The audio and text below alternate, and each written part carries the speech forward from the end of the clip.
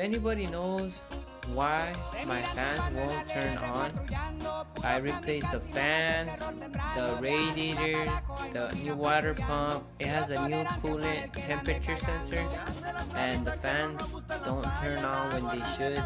If anybody knows why, let me know in the comments down below.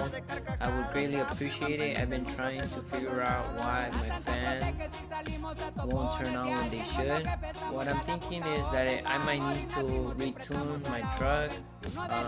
Maybe that would fix the issue. If anybody knows, let me know in the comments.